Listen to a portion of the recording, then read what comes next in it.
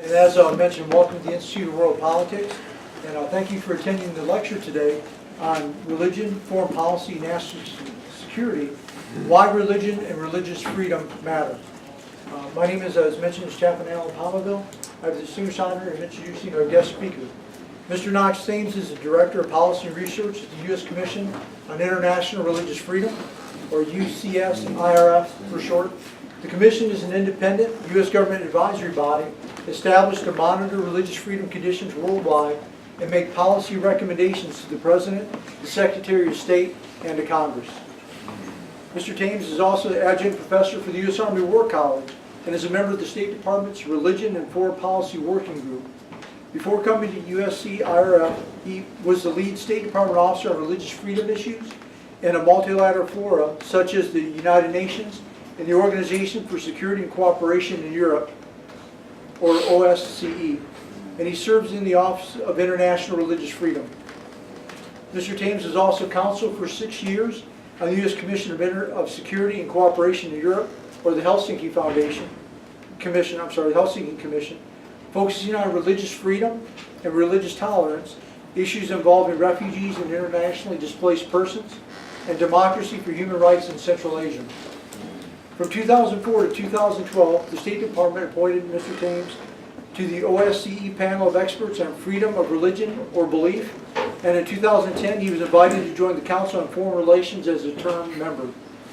Mr. Thames earned his JD with honors from the American University, Washington College of Law. He holds a Master's in International Affairs from the American University School of International Service, and author of numerous articles on a range of foreign policy issues. His writing has been featured in the Yale Journal of International Affairs, foreignpolicy.com, and the Small Wars Journal. Please join me in giving a warm welcome to Mr. Knox Thames.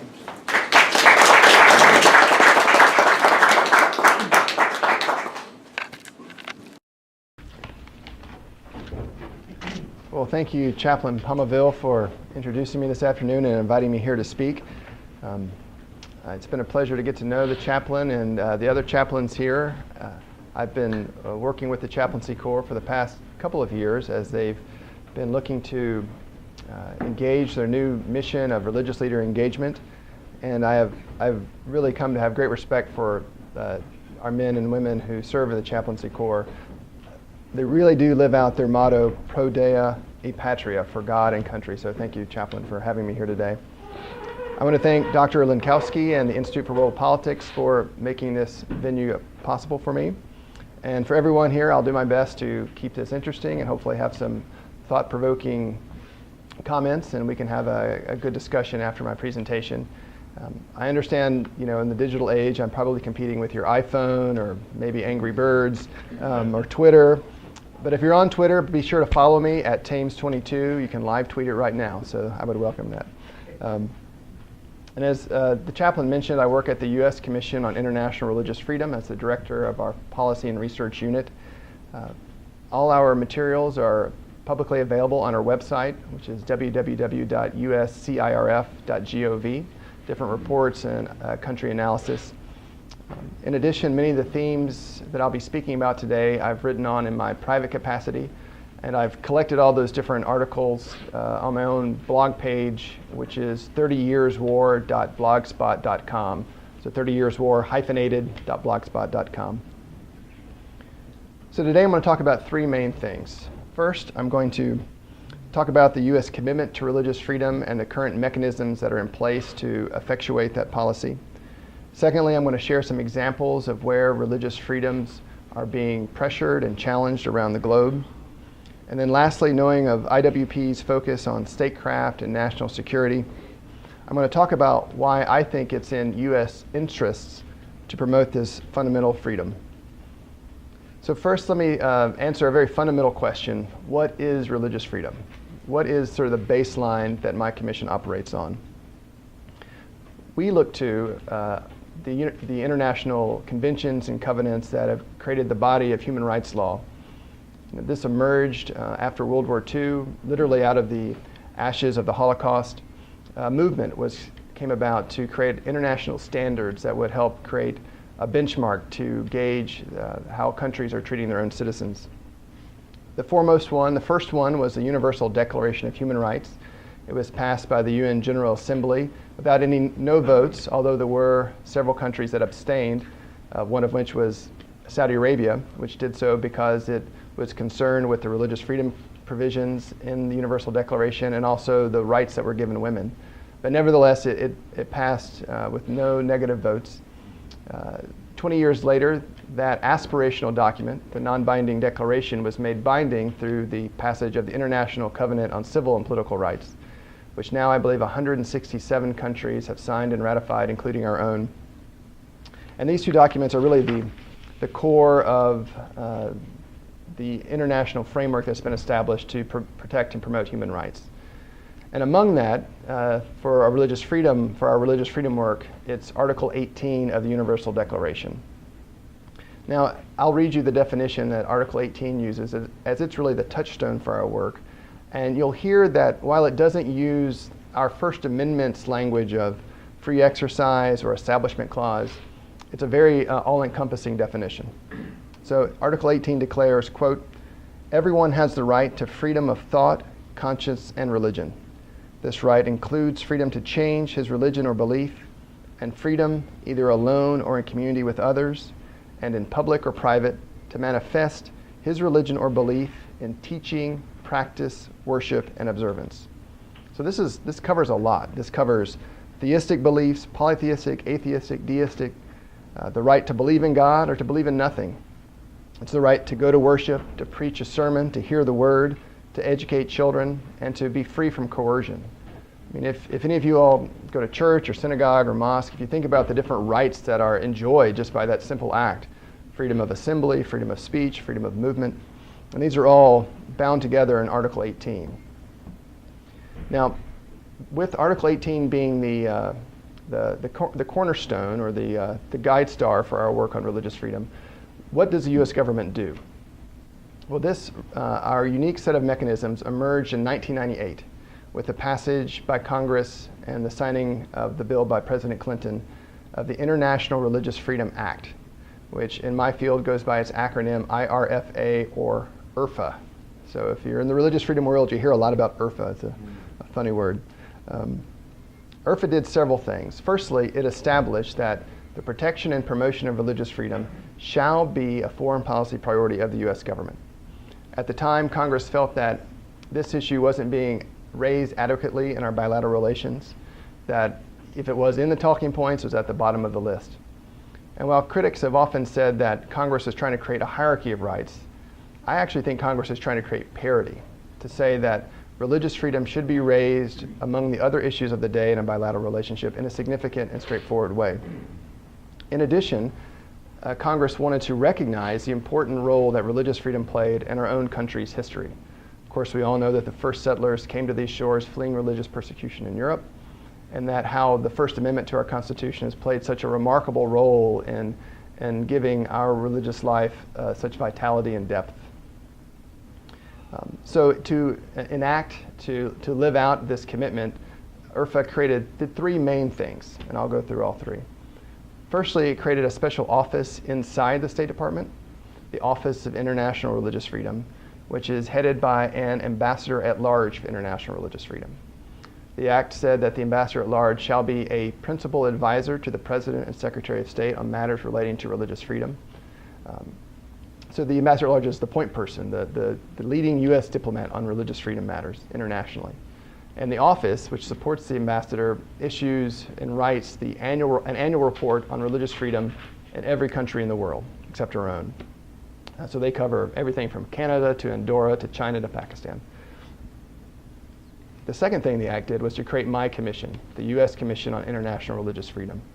We're an independent U.S. government advisory body that has a global monitoring mandate, so we monitor religious freedom worldwide, and then we make policy recommendations to the President, the Secretary of State, and the Congress about what the U.S. government can do to promote this right. We're led by 9 private sector commissioners, 3 appointed by the White House, 6 by the Congress.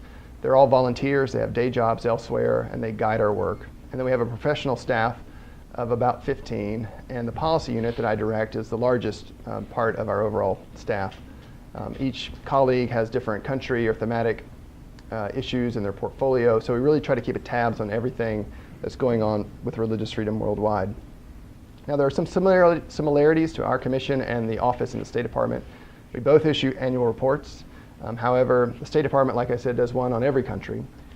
We have interpreted our mandate to really focus on the worst violators of religious freedom. So our report last year focused on about 30 countries. And within that 30, there's even a range of badness, you would say. In addition, while both our reports identify the bad stuff, we go a step further, not only just admiring all the problems in a country like China or Pakistan or Sudan. We go a step further and put forward concrete policy recommendations about what the U.S. government can be doing about the problems we've identified. And that's hard because many of these problems are intractable. They're very difficult, but that's the value that we add to this conversation, is that we're thinking about what are the opportunities for the U.S. government to smartly and effectively engage these countries to see that religious freedoms are protected for all their citizens. And then lastly, the last thing that IRFA did was to create a special blacklist of the worst violators of religious freedom called Countries of Particular Concern, or CPCs. Congress established the threshold to be a CPC as a government engaging in or tolerating particularly severe violations of religious freedom that are systematic, ongoing, and egregious. So it's a very high standard. You can't just have one really heinous act because it's not ongoing. Or you can't have an ongoing series of sort of discriminatory acts because it's not egregious. This is persecution. This is death, jailing, disappearances, the worst of the worst. Currently, the Obama administration has designated 8 countries as CPCs. They are Burma, China, Eritrea, Iran, North Korea, Saudi Arabia, Sudan, and Uzbekistan. Now, as part of our work, we also look at the CPC standard and make recommendations about which countries should be on that list. And based on our independent analysis, we agree that those 8 countries, they're where they need to be. They are some of the worst places in the world for religious freedom. However, we've concluded that an additional 7 countries meet that threshold and should also be added. So we've recommended that Egypt, Iraq, Nigeria, Pakistan, Tajikistan, Turkmenistan, and Vietnam be added to the CPC list. And this is part of our role of being this independent entity that's something of a watchdog and a think tank, that after we make these recommendations, we engage the State Department, we work with our friends in the Congress to try to encourage the administration to expand the list and to use it in a robust way to see that religious freedoms are improved. But as you can see from that rogues gallery of countries that I've listed, violations of religious freedom know no scope or bounds. They're perpetrated by a range of actors. The Pew Forum on Religion and Public Life has done some very interesting work and found that, according to their research, 3 out of every 4 people in the world live in countries where there are high or very high restrictions on religion. So they've found that 75% of the global population lives in places where you can be punished for your faith, either by the government or societal actors or both.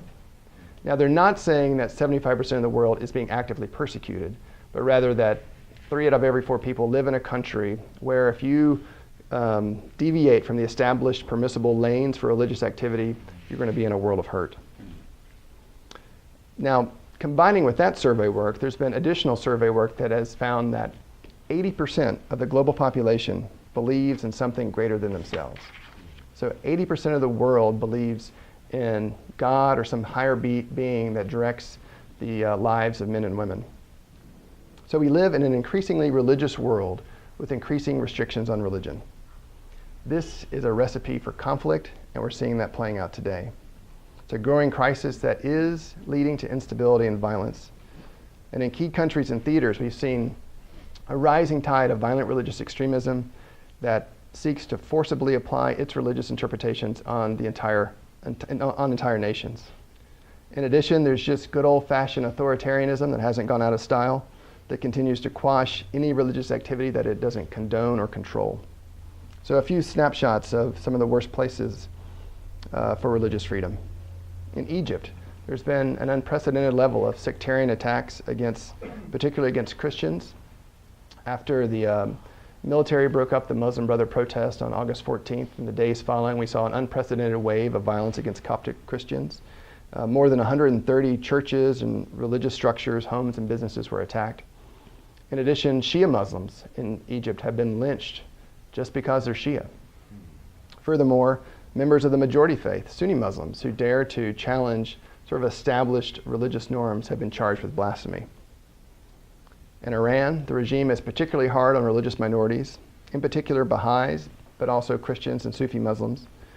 The Baha'i community is the largest non-Muslim community in Iran and has long been subjected to particularly severe religious freedom violations. The government views Baha'is as heretics, and so they face repression on the grounds of apostasy. In Pakistan, last week the world saw the attack on a busload of Shia pilgrims returning from Iran by a Pakistani Taliban suicide bomber. In one act of hate, 30 people were incinerated in the bus that they were just returning from a mountaintop spiritual experience. In September of last year, the worst attack on Pakistan's Christian community in the history of that country occurred when two Pakistani Taliban suicide bombers attacked the All Saints Church in Peshawar just as services were ending. The result, over 80 people killed and 150 wounded. In Nigeria, the terrorist organization Boko Haram has killed, according to our research, more than 500 Christians, either targeting them individually or going after their churches. In addition, they've also attacked Islamic leaders who challenge their violence or theology. The depredations of Boko Haram are adding fuel to our already burning fire of Muslim and Christian sectarian violence that over the past decade has claimed more than 10,000 lives with no effective government response. In China, religious freedom conditions for Tibetan Buddhists and Uyghur Muslims are at all-time lows. Uyghur Muslims suffer under particularly harsh controls and repression and surveillance.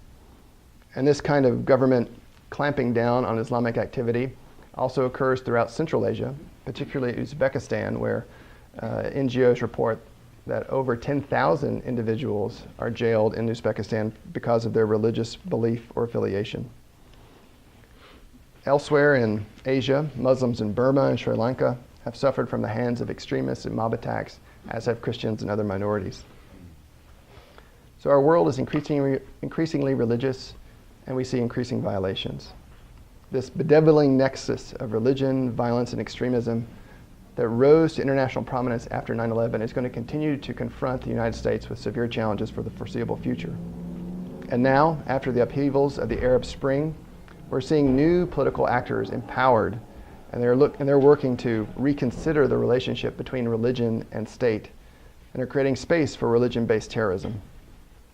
So despite often being honored in the breach, freedom of religion or belief is a fundamental freedom enshrined in numerous international treaties and covenants. It's also a very intrinsic part of the American experience. It's a value that we cherish deeply. And so in dealing with foreign affairs, I would hope that this would be enough to have religious freedom be at the top of our foreign policy. But from my time on the Hill and at the State Department, I've learned that just because it reflects our values doesn't always push it to the top. And so at this point in our conversation today, I want to talk about why it's in American interests to promote religious freedom. I want to talk about how our values and our interests actually come together around the issue of religious freedom. So to make this case, I will address why it matters, and then secondly, what it can accomplish. So firstly, it matters because religion plays an important and necessary role in every society. I mean, this goes beyond allegiance to a political party or a sports club. I mean, for those of you all who are Washington Redskins fans, I mean, you know that's more quixotic than religious, right? It's a tough road to hoe. But religious beliefs are irreducible. They go to the very core of the human experience, animating their life and life decisions. Births, deaths, weddings, questions about life all revolve around religion for many people. And individuals have the fundamental right to believe or not believe what they choose, and to peacefully act on those beliefs in non-coercive ways. Governments have no role in deciding what is or is not true. And yet in many parts of the world, religion and politics are inextricably intertwined, with religious leaders and common understandings of faith serving to drive policies, and actions. Second, it matters because it's in our national interest to see stable countries, both from a human rights perspective and a national security one. Serious scholarship has been done on this question to show how repressing religion leads to greater instability. For instance, Brian Grimm and Roger Finke's groundbreaking book, The Price of Freedom Denied, used empirical evidence to show that attempts at restricting religions perceived as dangerous frequently lead to violent religious persecution. So they convincingly argue, to me, that the higher degree to which governments and societies ensure religious freedom, the less violent religious persecution and conflict along religious lines there will be.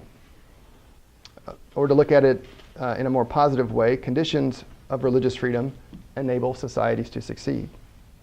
A separate study by the Legatum Institute found that societies prosper when religious freedoms are protected. Their research documented a high correlation between religious freedom protections and higher levels of citizen well-being, democratization, economic growth, and overall quality of life. Thirdly, it matters because many countries are in the midst of an existential struggle around the very issues of religion and state. If these debates remain undecided or resolved in ways violative of human rights, sustainable security will be elusive, human rights will be abused, and conflict will continue. As I've seen in situations of instability, weak and often weakly secular governments can't withstand the pressure religious leaders bring to bear on social, political, and legal issues. Society can move governments to act sometimes in ways that are against their interests. And at the same time, governments often seek the legitimization of religion to validate their rule. I saw this firsthand when I was working at the State Department. Excuse me. And they sent me to Geneva to work during the Human Rights Council. The Pakistanis had two very problematic efforts underway. One was to gut the mandate of the UN Special Rapporteur on religious freedom, and secondly was to push a global blasphemy resolution. So when I got there, I found my Pakistani counterpart just to sort of tip my hat and let him know I was in town and what I'd be doing. And during that conversation, I asked, why are you guys pursuing these things? They're disruptive. They're really pushing you guys out of the mainstream of the council, which says a lot. And his response I thought was very interesting. He said, we're doing this because people back home expect us to win these battles. So it was about sort of the street and their sense of where that was leading them that was guiding their activity in Geneva. Now, I will say the highlight of my trip was going back to this gentleman a few days later and saying I had been lobbying a lot and we'd done the head count and he was going to lose on the effort to gut the resolution for the rapporteur. So that was a nice little win. But I took from this, a lesson about how domestic opinion in weak and fragile states can shape government policies stretching all the way to New York and Geneva. So when you're thinking about this struggle for rights, religious freedom in places like Pakistan, Syria, Iraq, and Egypt, it's not going well for the forces of toleration.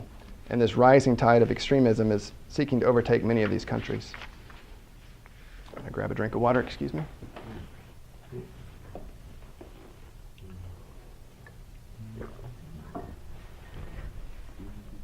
And then lastly, it matters because not engaging leaves the human and religious terrain open to our enemies, who will use the vacuum to promote their twisted theologies and violent ideologies.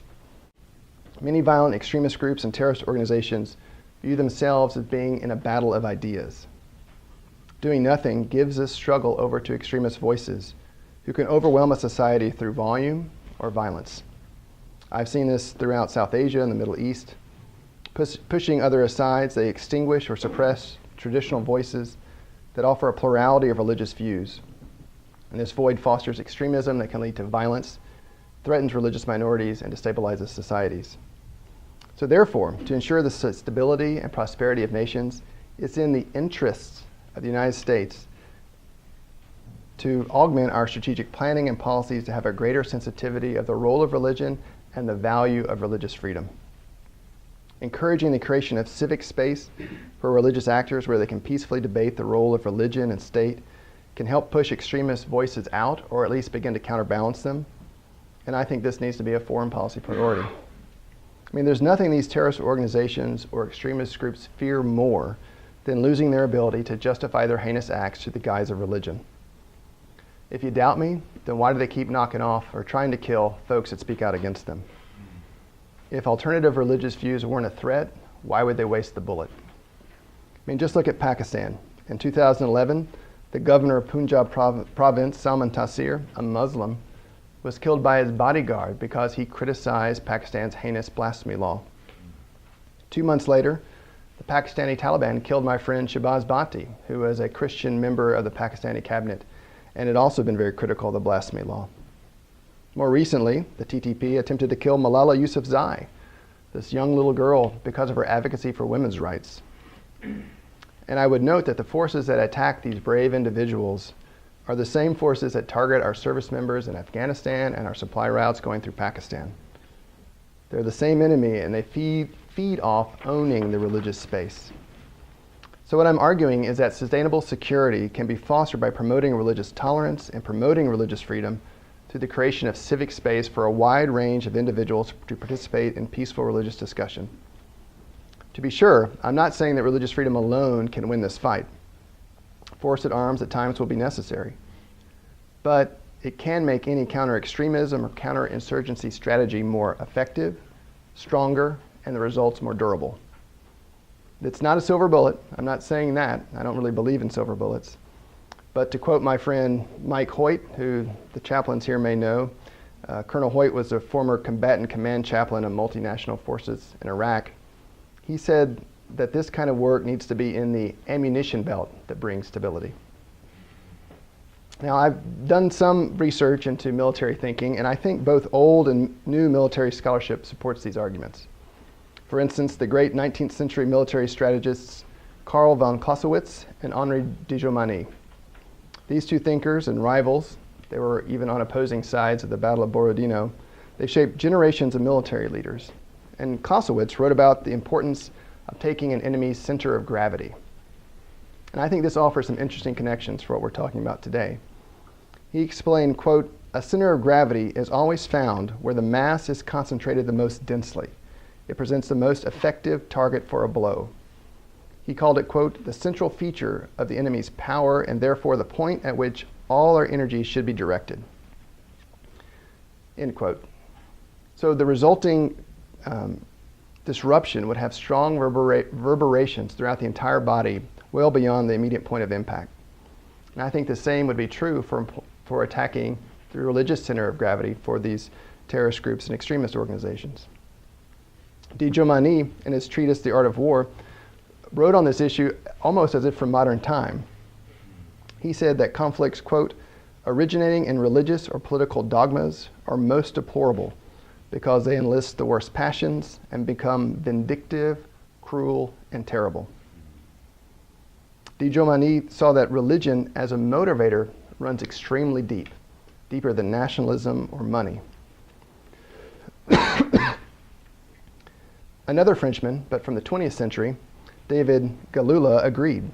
He was a French military man and writer on counterinsurgency theory who fought in the French resistance in World War II and in Algeria in the 1960s. He saw the importance of motivation. He wrote, quote, with a cause, an insurgent has a formidable, if not intangible, asset that he can progressively transform into concrete strength." So Galula saw that challenging the ideological roots, or I think from this we can extrapolate that challenging the ideological roots of religiously justified violence can damage the strength, vitality, and longevity of these organizations.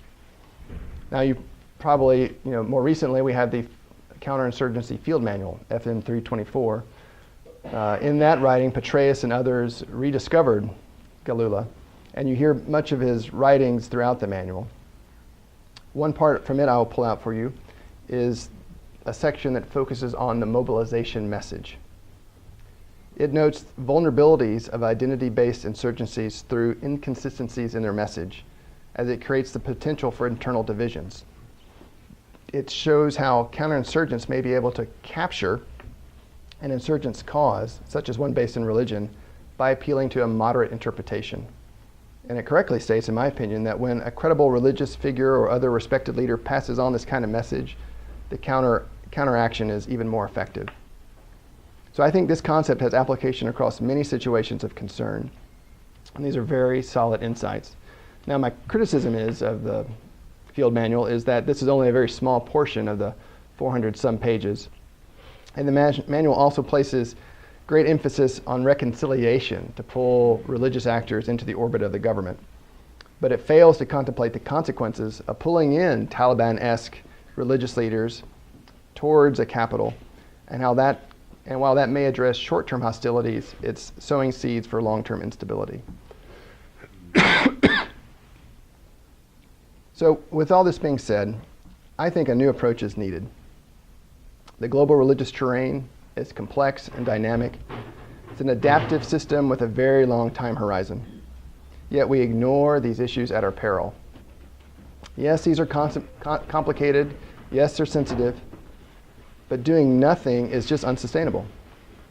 And I think the United States can quietly and effectively help societies move away from accepting violence and interrupt this cycle that reinforces that belief by engaging the religious terrain to promote religious tolerance and religious freedom.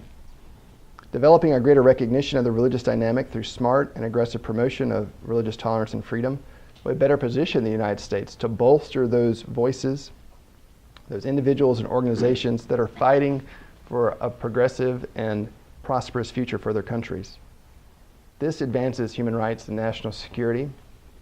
This advances our values and our interests at the same time. So to really move the needle in this context of ideas to bring about long-term stability and security conditions, it requires a coordinated whole-of-government effort, more than writing a check or an occasional international visitors program, and more than just a kinetic response. I've been encouraged that in November, the White House issued a new national security strategy, which touches on these issues. The U.S. strategy on religious leader and faith community engagement. I informally advised on it, and it offers some guidance on a way forward. The strategy encourages U.S. government officials to develop and deepen their relationships with religious leaders and faith communities as they carry out their foreign policy responsibilities. And it tasks them to advance objectives through a robust engagement with religious leaders and faith communities on three topics. Promoting sustainable development and effective humanitarian assistance. Secondly, advancing pluralism and human rights, including the protection of religious freedom. And thirdly, preventing, mitigating, and resolving violent conflict and contributing to local and regional stability and security. Excuse me. So this is a good start, but coordinated U.S. government action excuse me. Coordinated U.S. government action is needed. Excuse me, sorry.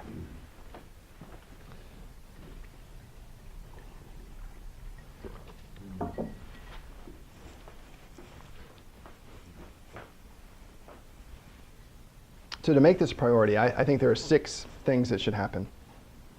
Firstly, make it a priority and act accordingly through training and equipping U.S. diplomats and service members. Look to foster social movements. Thirdly, bolster and protect moderate voices. Fourth, look at education. Fifth, make it a prominent part of our bilateral relations. And lastly, work in coalition internationally.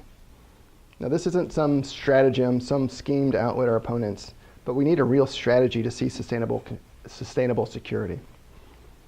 So in closing, the promotion and creation of civic space for religious actors, which is another way of saying religious freedom, I think fits well into any counterinsurgency or counter-extremism strategy. It attacks the center of gravity of religious-based insurgencies by allowing other ideas to flow freely. It helps displace the views of insurgents, leading to their marginalization and denying them a popular base in the host nation.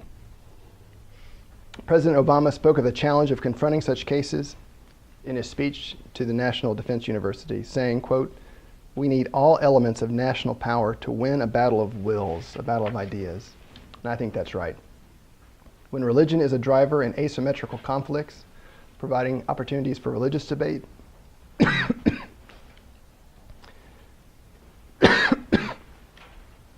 alternative views and pluralism,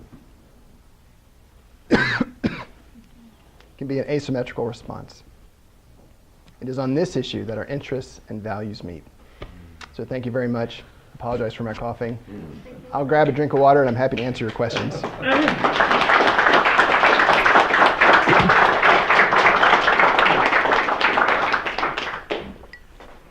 Yes, ma'am. Thank you very much for your very broad presentation. I'm very interested in a point you started out with, and that being the identification of countries that are not up to par with Yep. the other countries of the world. And that this administration at this time has identified, I believe you said 8 countries. That's right. And that IRFA Mm-hmm.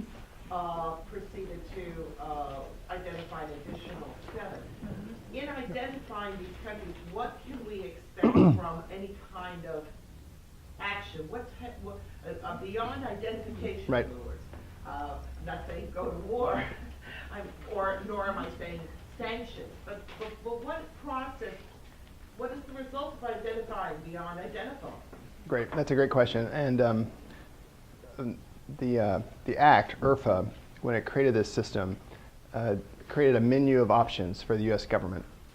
So, at a certain point, when a country is designated as a CPC, I think it's a failure of diplomacy that we've had to come to the point where we actually have to put them on a list and then go start another series of steps. Once they're named, there are sort of 3 basic alternatives for the U.S. government. One is to do a waiver of any action. Of those 8 countries currently designated, there's a waiver in place for Saudi Arabia and Uzbekistan. Nothing happens. Okay. It's for national security concerns, that kind of justification. My commission, as you might imagine, has been critical of those decisions. And this waiver started in the Bush administration and their designations and was carried over by Obama. And in both situations, we've said this is a very ineffective way to communicate concern.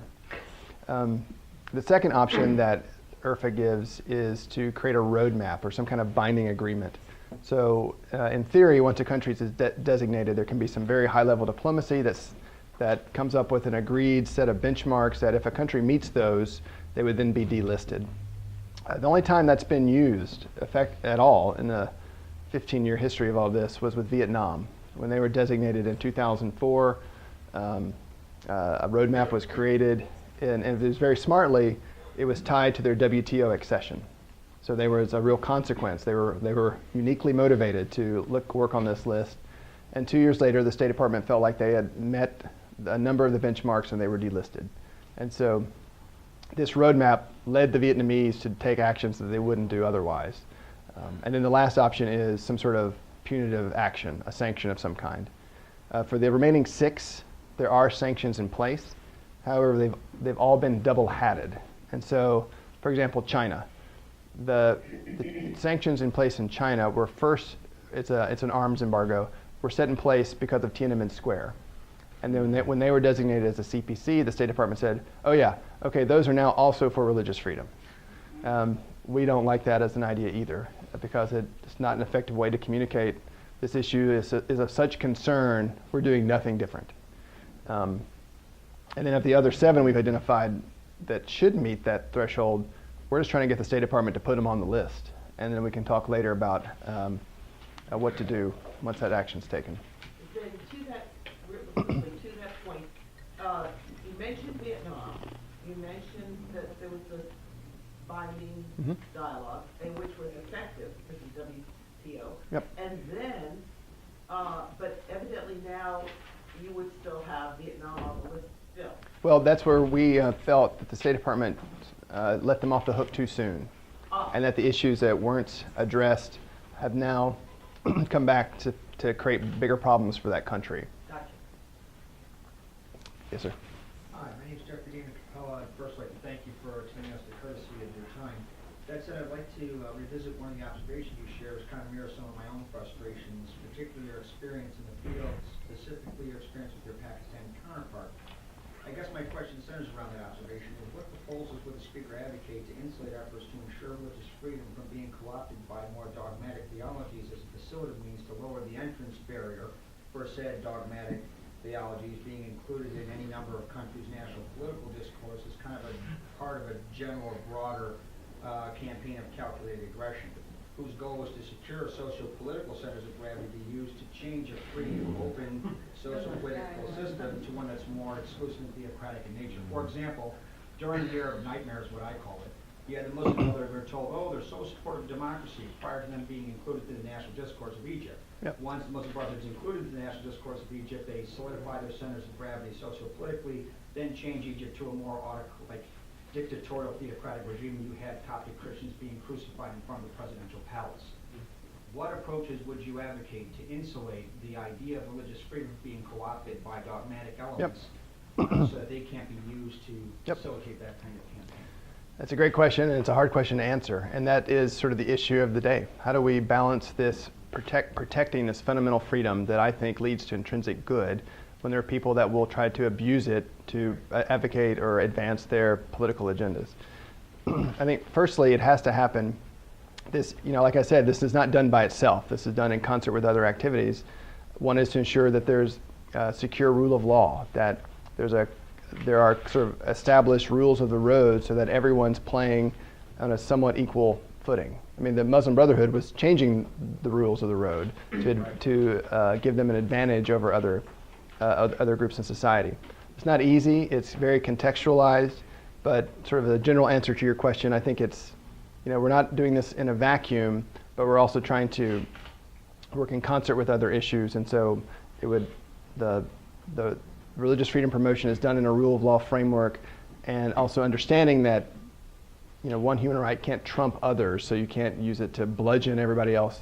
You're saying use other tools of organs or of national power, right, to kind of enforce that law. Legalist approaches are dependent upon the threat of consequence should you violate that tenet.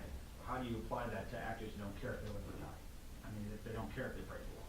Well, that's what I said. I mean, there will be at times where use of force is going to be the part of the solution of law enforcement. It's not all about religious freedom. It's something done in concert with other issues. Okay. Yes, sir. It's a human rights question. My name is Carl Gallivan. Waterboarding was invented during the Spanish Inquisition. Is it torture or just an interrogation technique? I'm going to pass on that one because I'm here to talk about religious freedom. So.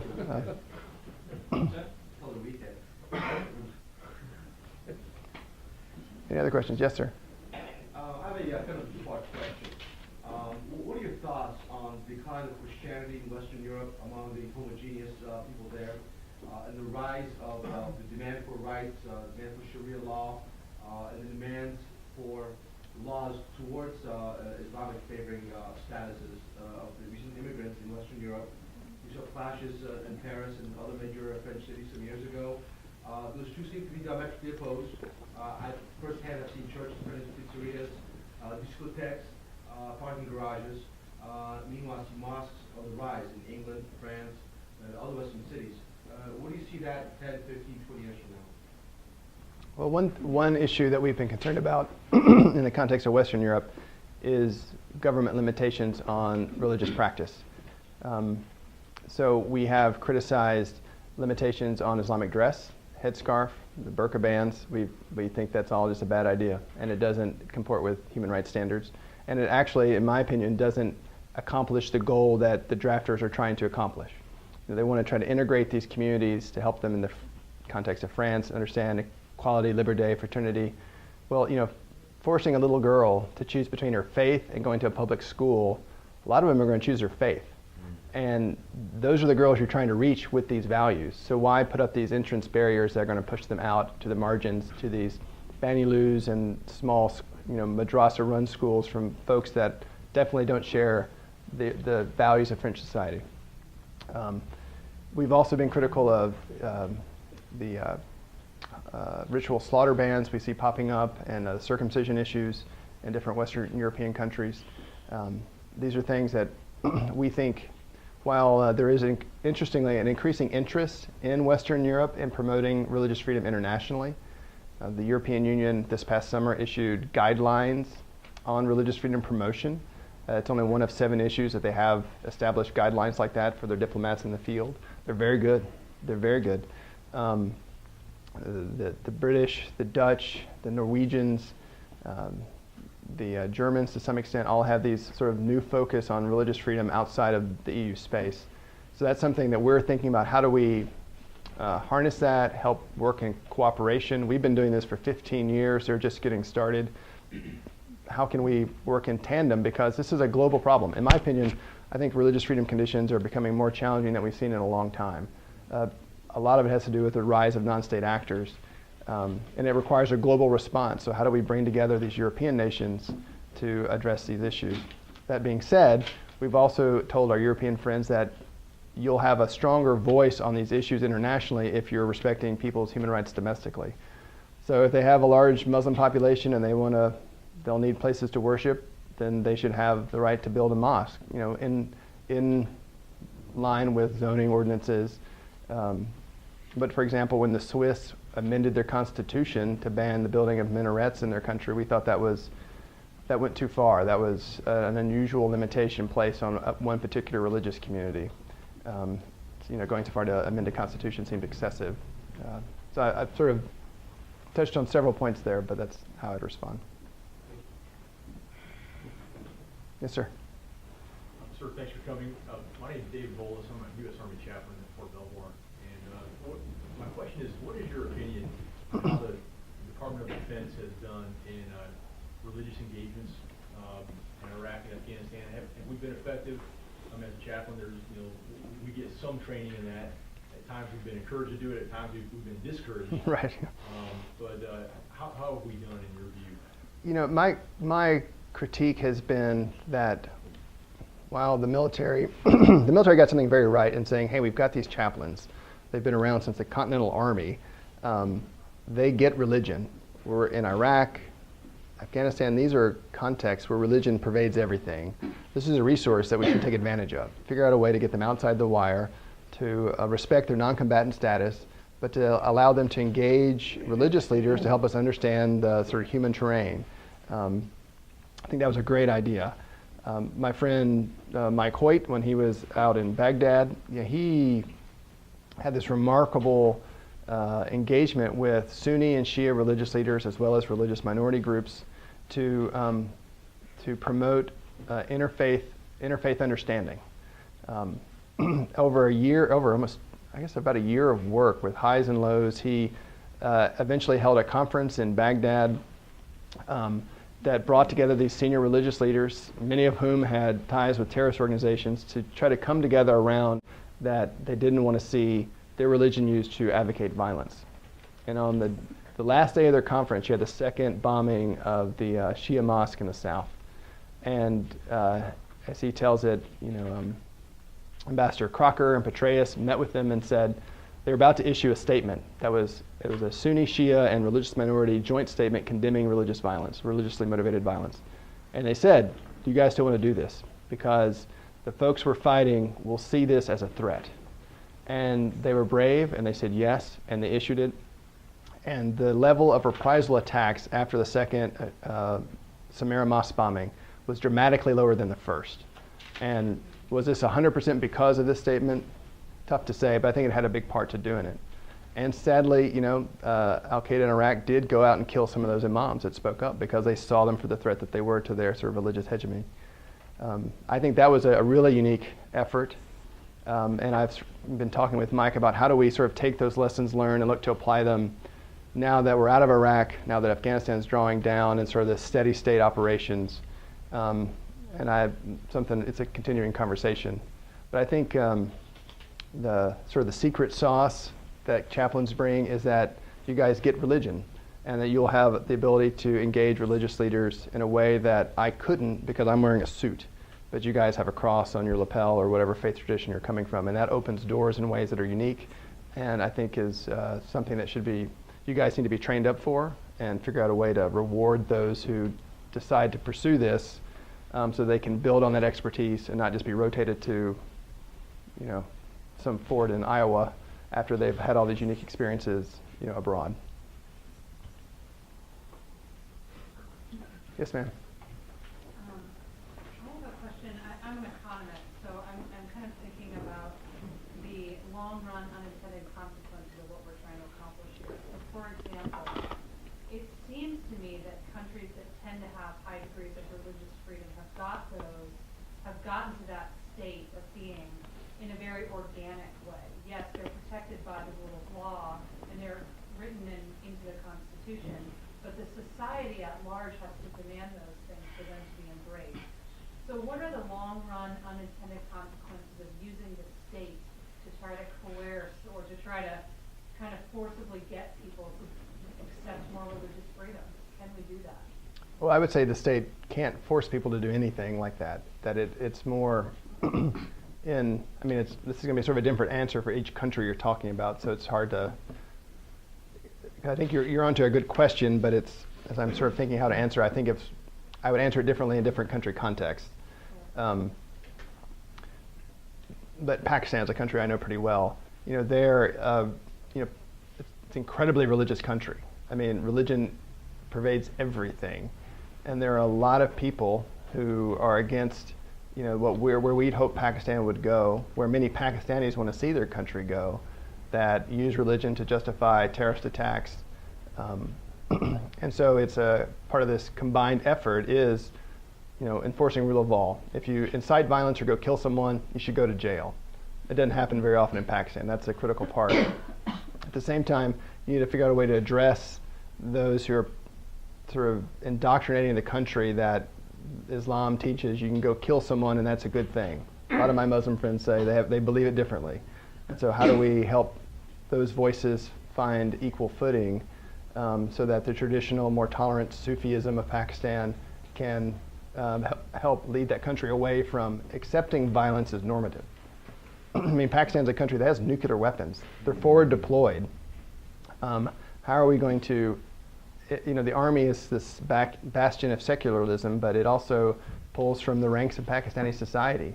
And if the average Pakistani sees, my faith is teaching it's okay to kill the religious other, it's okay to kill the Hindus across the border, then we're going to have a real problem on our hands. And so how do we figure out a way to engage that landscape in a way to promote tolerance, to promote religious freedom, to promote stability and security? And it's a hard question, but I think if we were to really focus on it, we could start to push back against this rising tide of religious extremism. Yes, sir. I'm now at Keyswood at the Middle East Institute. I recently published a paper with Brookings on diplomacy and religion. And I was therefore much interested in your first recommendation of training U.S. diplomats. This was somewhat controversial when we discussed it in our working group. What are your ideas? Well, in the past 5 years, the Foreign Service Institute has started an optional 5-day training program on religion and foreign policy. It's a good thing, it's a start, but it's optional. And in the State Department, if you're an up-and-comer, you don't really have time to take a week off to go to FSI. Or it's hard to find the time if you're busy and you've got language training and a million other things.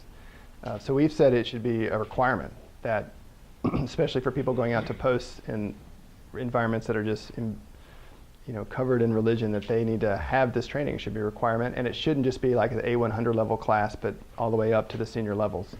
I'll occasionally speak at different area study courses. I'll have an hour-long talk like this, and that'll be the one time that class may think about these issues.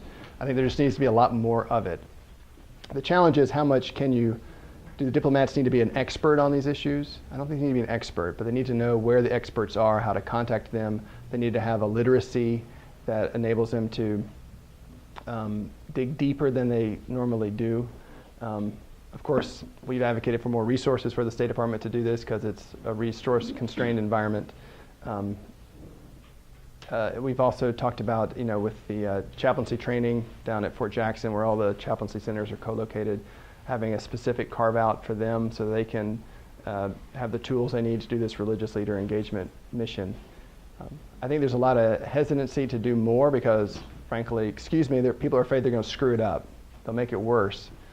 Well, a lot of places it's pretty bad, and I think America is a religious country. I think we understand these things. We experience them here in our own society, and we would benefit ourselves and help accomplish what we're trying to do by adding more of that at FSI and requiring it. Yes, sir. I was just curious, I don't know, just passing thought, but you mentioned Algeria and Gulalo, you say, studying Algeria. Did he have any comments upon religion there and the Algerian war being a motivator? I've heard another reading, for example, of John Esposito. He talked about how actually the FLN actually did indeed make references to Islam as a motivating factor against the French. When the book that I read of his did not mention religion, which I thought was interesting based on the context that he was sort of pulling thoughts from, but he did not mention it specifically. Yes, ma'am. Can you talk a little bit about this administration and what have they done to foster religious freedom abroad? They were silent in 2009 during the Iran Revolution. They fostered groups that suppress speech and suppress religious freedom. They work very closely with the OIC, which includes all the countries you named as a country of concern. I think the Obama administration has done some good things. I think there's some areas where they could do a lot better. This national security strategy, they're the first administration to do this, to pull together these three elements. I think that was a good decision. Having this new faith-based office at the State Department with Sean Casey, that's a new thing. I think that's a potentially very good thing. The ambassador at large position is vacant, so we're hoping that they'll quickly appoint someone who has expertise and can jump right in and get moving. Areas where the commission has been critical is with the CPC designation. We think it should be done annually. It's only happened once in the Obama administration. This is it was done annually in the first decade of IRFA, and then towards the waning days of the Bush administration, it fell off that annual track and it hasn't gotten back on. Although we've received promises from the State Department that they intend to get it back on an annual basis and that designations will be made soon. The OIC, on the defamation of religions issue, they were really a problem. I think the new, what's it called, the 1618 resolution, we actually welcomed it. We felt like it met all American First Amendment free speech protections, and it actually imported that into their system. It was an effective way to push back against the defamation resolution by having something more constructive to point towards. I mean, as someone who is, lobbying delegations in Geneva and New York against the defamation resolution, we were definitely making progress, and the no votes and abstentions, we had gotten them to outnumber the yes votes, which was an important message. And that actually, I think, moved the OIC to look to create the 1618 regime, which mirrors our First Amendment approach. I know. But then they interpreted it differently. Well, this is the trick, where you've got an organization that represents, everyone from Guyana to Iran, and the members are not beholden by what the organization agrees to. So it's complicated. I mean, the members, Iran, heck, it's one of the worst places in the world, and they're one of the worst proponents of this stuff. But I'm also worried about the State Department that, rewritten all their national security training material to delete all reference to anything to, any Islamic terrorism or anything like that, because if you teach it now, you're Islamophobic. I don't. You're not aware of that? Okay, well, we'll have a chat, because I worked for some people. There's a list, anybody who taught anything about Islamic terrorism has been uninvited back, and all the training material, DHS, State Department, all the agencies, has been rewritten. I can't speak to that. So I don't know. Yes, ma'am. I had a question about, you were talking about how different countries have different values and how there's the freeze of the waiver and Yeah. and all that stuff. So for the countries that do have a waiver because of our quote-unquote special relationship or whatever reason they've given, how would you suggest that we approach those countries, like Saudi Arabia, like China? And then I have a particular interest in Bahrain, who the U.S. has a relationship with, and engages in the same kind of religious discrimination against their Shia population. What are your suggestions for how the administration can handle that? At the end of the day, I think there needs to be a consequence. That we've argued for 15 years that religious freedom matters because it's a value, but it also matters because it can accomplish things that are in our interests. Vietnam changed its ways in a way that it wouldn't have ever done if we had not tied it to a consequence getting into the WTO. And I think that shows the power of leverage. And we have to be willing to make countries mad and have them and be willing to pay the price when they push back, when they try to figure out what do we want from them, and they'll try to take it away, and have a longer term view of our engagement. I've spent a lot of time thinking about Pakistan. I think that's a country where we've had a very short-term view, a very transactional view. And if we want to help move Pakistan forward, we've got to try to have a viewpoint that's at least mid, if not long-term, and encouraging them to address these groups, to enforce the rule of law, to reform their bad laws. It will ultimately lead to a more stable Pakistan. That'll be a better partner for us in the region. Bahrain, we just had a delegation of commissioners visit Bahrain. It's been something we've been very concerned about over the past year, about the way the Shia majority, their religious freedoms have been limited through the destruction of their mosques. So we'll probably be issuing a statement in the next couple of weeks about that trip. But again, it's, we have a unique relationship. How are we leveraging that to encourage the Bahrainis to address these issues that if they're left to fester, it's only going to get worse. And I think it's, playing at times a robust and tough game with them to move countries along. It's not easy, but we have to understand that we have to appreciate the value of this issue so that when they push back, it'll be worth it and we'll stick to it. Yes, sir. Yeah, thanks for doing this. I really was attracted to the woman's question back there that talked about cultural and organic versus legalistic. Here we are at the IWP. They teach things like natural law. You read the Declaration of Independence. To the extent that other countries and societies don't see that people are endowed by their creator with their rights, but rather by their government, you're sort of a disadvantage. So does your commission address questions of natural law and where citizens of countries get their rights? By statute, Congress said we're to look to the international treaties. And so we don't engage those kind of debates generally. And I think them having us use those as our guide star makes sense because it's something that most every country has signed up for. It's a common denominator.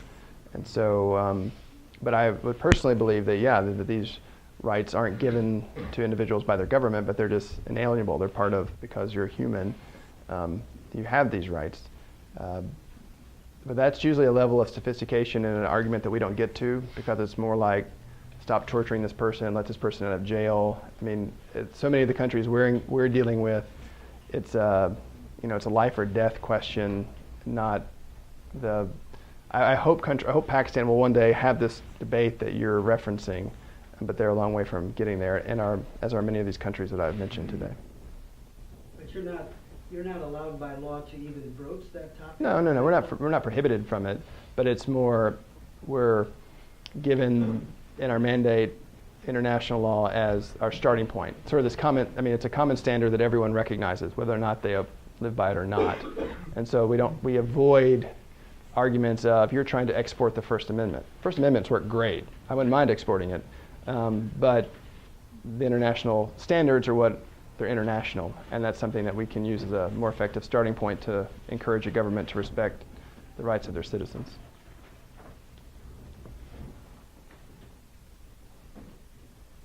Yes, sir. I work in the field of international education exchange, and there are about 500,000 or 600,000 international students studying in the U.S. My institution has about 3,600, and I see every day the value of that exchange and how American students are changed by accepting people from other countries, and they never thought they would, and people who come from other countries learn things about America and go back to their country. Yet the State Department, and I see their reasons sometimes, are severely restricting the people from just the kind of countries you're talking about from getting visas to come to the United States as students. They're worried, mostly because they're worried about terrorism, and maybe because they're concerned about just the relationships. Oh, you're from that country, we don't get along with you. And students from Iran, Pakistan, all those other countries you mentioned, we rarely will see them. And I constantly get emails from these students saying, I met all their standards, but they still won't give me a visa. They just won't give me some general statement of why, and it's not really helpful. What do you think the government could do or should do? Because I really believe that international exchange in that way will make a better world in the future when people start understanding each other. No, I agree. And the whole U.S. visa policy is complicated and obtuse. But the way we've addressed it more is, it's a difficult issue for us to engage in, since we're not experts in it. But if we can't bring people here, can we take Americans there? So I went to Kabul earlier this year, and I came up with recommending, well, if it's hard to get Afghanis out, can we bring interfaith delegations of Americans to Afghanistan to start to expose them to not only the broader Muslim world, but the broader world. I mean, the 21st century is going to be about diversity, mixing of faiths and ethnicities. If we're going to help Afghanistan succeed in the 21st century, we've got to start exposing them to other people. I met with when I broached this with an ulama council member, I said, would you welcome an interfaith delegation of, Christian, Muslims, Jews, Hindus, Sikhs, whatever? He goes, oh, I'd love to. I've never met a Christian in my life. And I mean, that's where he is. And this is a more progressive guy who, was willing to talk to me. So I think that could be a counter way to overcome the hurdles that the visa regime presents.